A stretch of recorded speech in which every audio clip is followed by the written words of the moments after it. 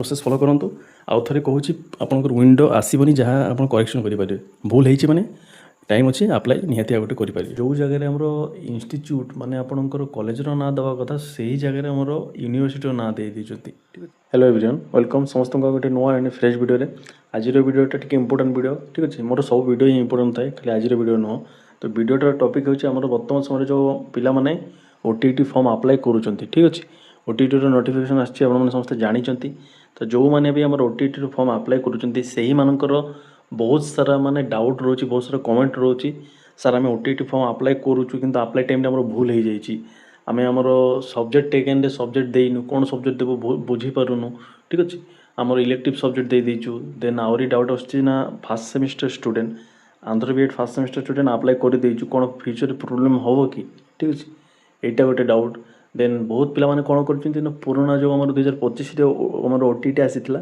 से continue certificate देकी आउ थे अप्लाई कर देछन ठीक अच्छे यही ओटीटी पाई नुआ कंटिन्यू सर्टिफिकेट आम वेबसाइट भी प्रोवाइड कराई ठीक अच्छे किंतु आपण मैंने 2025 देकी अप्लाई कर देछन ता कौन प्रोब्लेम हम कि नहीं ता डाउट एवं बहुत पिला माने कौन करछंती जो जगह आमर इंस्टीट्यूट माने आपनकर कॉलेज ना दवा कथा से ही जगह आमर यूनिवर्सिटी ना दे देछंती ठीक अच्छे माने बहुत सारा डाउट बा बहुत सारा भूल कर देछंती आपण मानकर ओटीटी फॉर्म पकेबारे ओटीटी अप्लाई करबा समय रे देन ताहार सॉल्यूशन कौन ताहार करेक्शन डेट आसीबो कि नहीं माने पिला मानकर कमेंट आसी सर आम कौन करूँ आमको कहतु ना आउ थे नुआ फॉर्म अप्लाई करूँ माने यही प्रकार सब डाउट आसुची तो वीडियोटा संपूर्ण देखिए मो डिस्कसन करी आपंकर जहाँ भी डाउट थिला बहुत सारा डाउट को मुझे पढ़ी आपंकर कमेंट आपने जिते सब डाउट लिखी सबको पढ़ी वीडियोटा करुच्ची जहाँ भी डाउट थिला आपंकर यही वीडियो में क्लीयर करने को चेष्टा करी ठीक अच्छे संपूर्ण देखिए जो मैंने अप्लाई कर देते कि भूल होती से वीडियोटा इफेक्टिव हेल्पफुल बुझेगा तो फास्ट स्टार्ट करवा देखो मुझे अप्लाई वीडियो आपको पूरा डिटेल्स वीडियो गोटे देती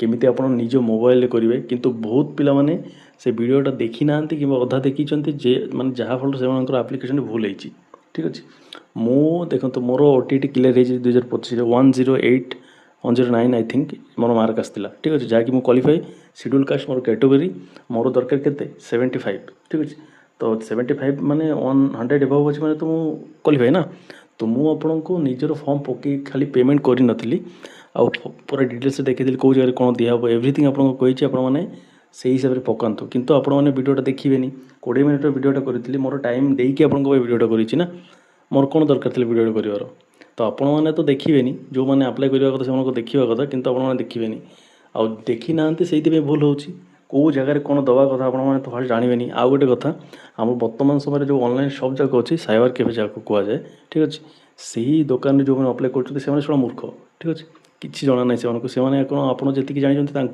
से आपंठू माने बहुत कम जानते ठीक अच्छे यही सब रिगार्डिंग आप आप्लिकेसन रिगार्डिंग से मैंने खाली निज मन इच्छा पकईदे आप 200 टका कि 10 टका जहाँ भी नौ चार्ज नहीं जाए बस आपको फॉर्म देदेवे भूल हेल्ले कार हम आपंकर हम तो मुझे वीडियो करी आप निज मोबाइल केमी निजे करेंगे जहाँकि पूरा बिल्कुल इजी हुए ठीक अच्छे यही वर्ष जमी आम ऑनलाइन फॉर्म आसी ओटीटी अलग जिते सब वर्ष मुझे पकई 2 थर पकईले किंतु बहुत इजी एथर को थिला समस्ते करें मोबाइल खाली आपको प्रोसेसटा जानवर था तो जहाँ हो जो मैंने कर बहुत भल कथा जो मैंने करी भूल से कौन करेंगे तो माने भूल कौ कौ भूल पाई कौन कौन रास्ता मुझे गोटे कहूँ आपण मानकर जो भूल होती आपने से हिसाब से निजर भूल को केमी संशोधन करेंगे ता भी मुझे कहूँ ठीक अच्छे और संशोधन जब न हो तो आप कौन करेंगे ता भी कहे भलसे बुझंतु फास्ट कथा जो मैंने आमर कंटिन्यू सर्टिफिकेट देकी कर प्रोफेशनल डिग्री ऑप्शन आसबनी फास्ट आप निजर फोटो एंड सिग्नेचर अपलोड करेंगे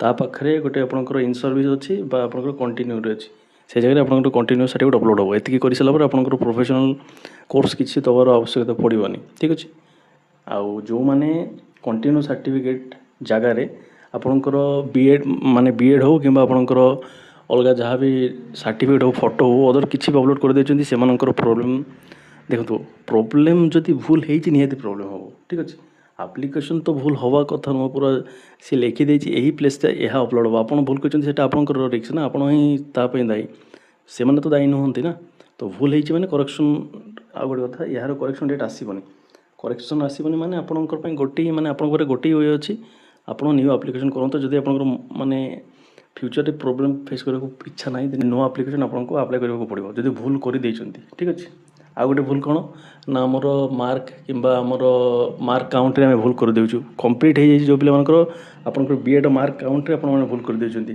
ଠିକ୍ ଅଛି, ଏଇଟା ମାର୍କ କାଉଣ୍ଟରେ ସେଇଟା କିଛି ବି ବଡ଼ ଭୁଲ ନୁହଁ, ଏଇଟା ଆଡ଼ଜଷ୍ଟେବୁଲ୍ ହେଇଯିବ। ଠିକ୍ ଅଛି, ତ ଏଥିରେ ଆପଣଙ୍କର କିଛି କରିବାକୁ ପଡ଼ିବନି। ଆଉ ଗୋଟେ ଡାଉଟ୍ ଥିଲା ଆପଣଙ୍କର କ'ଣ ନା ସାର୍ ଆମର ଦେଖନ୍ତୁ ସିଏ ଆକ୍ଚୁଆଲି ସବୁ ଜାଗାରେ ଲେଖିଦେଇଛି ଆପଣମାନେ କେଉଁ ଜାଗାରେ କେଉଁଟା ଆପଣ ଫିଲ୍ଅପ୍ କରିବେ। ତ ଆପଣମାନେ ଯଦି ତାହା ମାନେ ସେଇ ଜାଗାରେ ଅଲଗା କିଛି ଦେଇଛନ୍ତି ଦେନ୍ ସେଇଟା ତ ନିହାତି ଭୁଲ ନା। ତ ତାହାର ସଲ୍ୟୁସନ୍ କ'ଣ ଆପଣମାନେ ଆଉ ଥରେ ଟାଇମ୍ ଅଛି, ଆଉ ଥରେ ଆପ୍ଲାଏ କରନ୍ତୁ। କାହିଁକିନା ପଇସା ତ ପଡ଼ିବ, ଆପଣମାନେ ଭୁଲ ନିଜେ କରିଛନ୍ତି ମାନେ ତାହାର ପଇସା ତ ଆପଣ ମାନେ ସେଇ ଭୋଗଟା ତ ଆପଣ ହିଁ ଭୋଗିବେ ନା। ତ ନୂଆ ଆପ୍ଲିକେସନ୍ ଆପ୍ଲାଏ କରନ୍ତୁ, ପଇସା ଡବଲ୍ ଯାଉ ସିନା, ମାନେ ରିସ୍କ କିଛି ନିଅନ୍ତୁନି।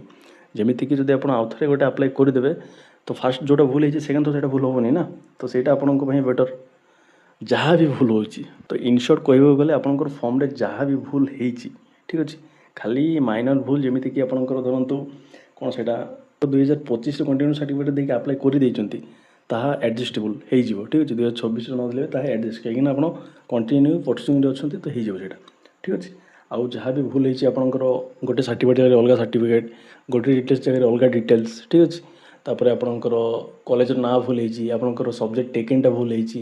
ଠିକ୍ ଅଛି, ଏସବୁ ଯଦି ଆପଣଙ୍କର କିଛି ବି ରଙ୍ଗ ଆପଣ ଇନପୁଟ୍ କରିଛନ୍ତି ଦେନ୍ ମୋ ପର୍ସନାଲ୍ ସଜେସନ୍ ଆପଣମାନେ ଆଉ ଥରେ ଫର୍ମ ଆପ୍ଲାଏ କରନ୍ତୁ। କାହିଁକିନା ଭୁଲ ଆପଣମାନେ କରିଛନ୍ତି, ସଂଶୋଧନର କିଛି ରାସ୍ତା ନାହିଁ, ଯେ କରେକ୍ସନ୍ ୱିଣ୍ଡୋ ଦେବ ହିଁ ନାହିଁ। ଠିକ୍ ଅଛି, ତ ଗୋଟେ ହିଁ ରାସ୍ତା, ଆପଣମାନେ ନିଜର ଫର୍ମ ନିଜେ ହିଁ ପକାନ୍ତୁ, ମାନେ ନିଜର ଫର୍ମକୁ ଆପଣ ଆଉ ଥରେ ପକାନ୍ତୁ, ଯାହାଫଳରେ କି ଆପଣଙ୍କର ସେ ଭୁଲଟା କରେକ୍ସନ୍ ହେବ। ଠିକ୍ ଅଛି, ଆପଣ ନିଜେ ଖାଲି ଟାଇମ୍ ୱେଷ୍ଟ କରନ୍ତୁ ନାହିଁ, ଅଲଗା କୌଣସି ଭିଡ଼ିଓ ଦେଖନ୍ତୁ ନାହିଁ ଯେ କରେକ୍ସନ୍ ୱିଣ୍ଡୋ ଆସିବ, କିଛି ୱିଣ୍ଡୋ ଆସେନି ସେମିତି। ଠିକ୍ ଅଛି, ମୁଁ 2 ଥର ଦେଲିନି, OSTED 2 ଥର ଦେଇଛି, 2 ଥର କ୍ୱାଲିଫାଏ, OTT ଥରେ ଦେଇଛି, ଭାବିଥିଲି ଆଉ ଥରେ ଦେବି କିନ୍ତୁ ନା ଦେବିନି। ସେ ଆମର ନୂଆ ଗାଇଡ଼ଲାଇନ୍ ଆସିଛି, ସମସ୍ତେ ଜାଣିଛନ୍ତି, ତ ଖାଲି ପଇସା ୱେଷ୍ଟ କରିକି କିଛି ଲାଭ ନାହିଁ।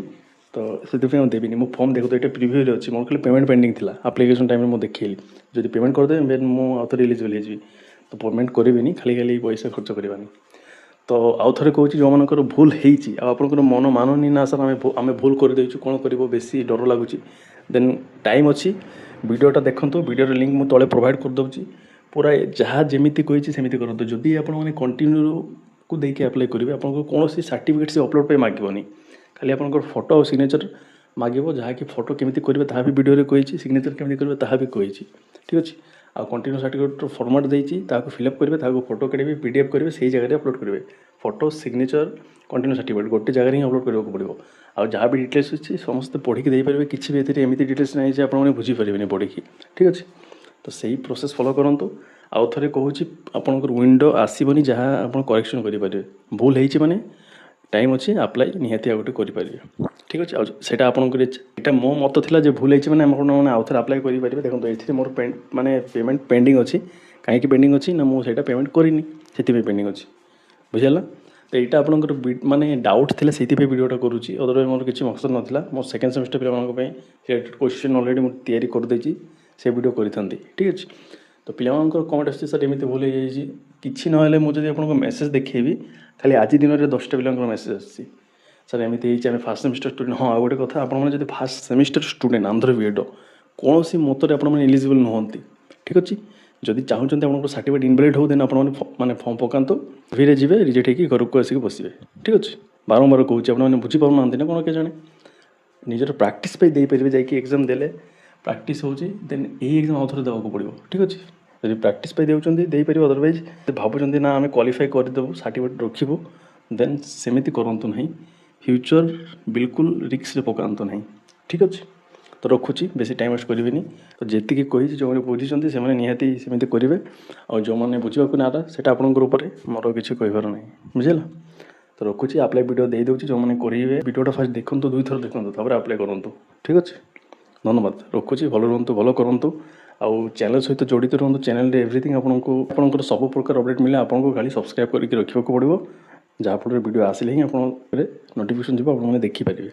ଠିକ୍ ଅଛି, ଧନ୍ୟବାଦ।